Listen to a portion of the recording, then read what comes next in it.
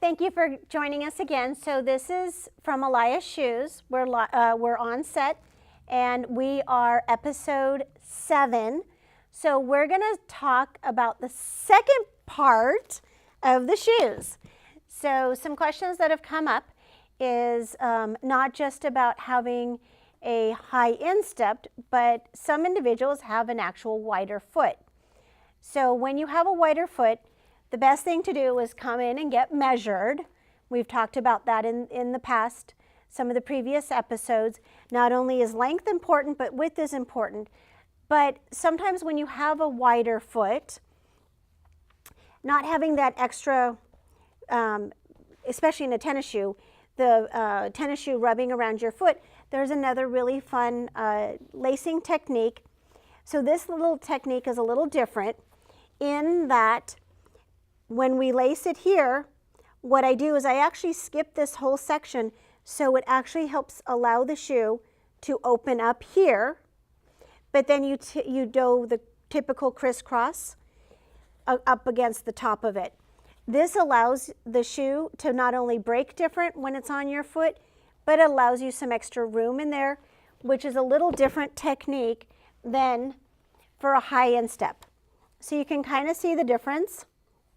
And again, on our Facebook page, I'll have some of these different techniques and lacing, and you can try them out. Just because the shoe comes laced like this out of the box doesn't mean it has to stay that way. That may not be the most comfortable way for the shoe lacing to be. This might be another option. Now, there's another technique that I want to discuss, and it's for people who, and if you're a runner, you've probably heard of this. It's called black toe. And what happens with black toe, another way to prevent black toe is when you purchase your tennis shoes, and since a lot of people are starting the new year, they're becoming more health conscious and wanting to get on the treadmill, or, you know, with the weather being so nice outside right now, wanting to get out and do some running. When you purchase your tennis shoes, the recommendation is the tip of your toe and the end of the shoe, you should have a full finger this way. So if your toe is hitting all the way up to the front of the shoe, or if what we call affectionately muffin foot, you can actually physically see the foot coming over of the product on the side of the shoe. The shoe is too tight and it is too short. You are going to have issues. So when you pick your shoe, you need to make sure that your toe, in essence on this one, should actually have a full finger. Your toe should not come past this, because as you're running in the shoe, that constant banging, banging, banging, banging on that first toe or the toenails will cause something called black toe. Totally different than athlete's foot. Totally different, because that's a bacteria. Black toe is because your shoes are too small. And if you've been a runner, you've probably had friends, or maybe it's happened to yourself, where your actual toenails have fallen off because your shoes are too tight. It's not cool. Get a shoe to fit you. Also, when you're in your shoes, if you can actually physically see your feet coming over, means that your shoes are too tight, they're too short. Buy a shoe that fits you. Okay, so now that I've said that, I'm going to talk about a lacing technique that will help. So to help with runners who are truly runners, and again, if you go on our website, we'll have all these techniques and different lacing tips and tricks on our Facebook page. You lace it and you take this shoelace, you wrap it around, you go there and there and there, so that when you tie it, it takes the stress off of the toes and it pulls it up. So that way your foot isn't sliding around as much in the shoe.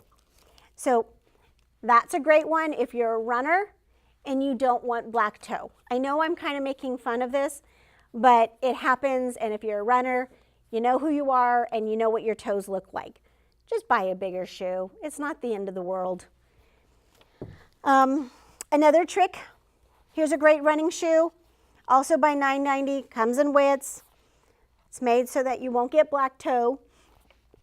But another trick, also this is just a traditional lace, but I'm going to utilize those two back eyelets. So when you come on your last lace up, you go back through. It's another way of keeping your foot so you don't slide around. And you go from the bottom up so you don't actually see the lace. And by doing that this way and tying your shoe, you can actually help so that your foot isn't sliding forward also and narrowing it. Another trick, when you get your tennis shoes, make sure you can remove your insert. This is a great product.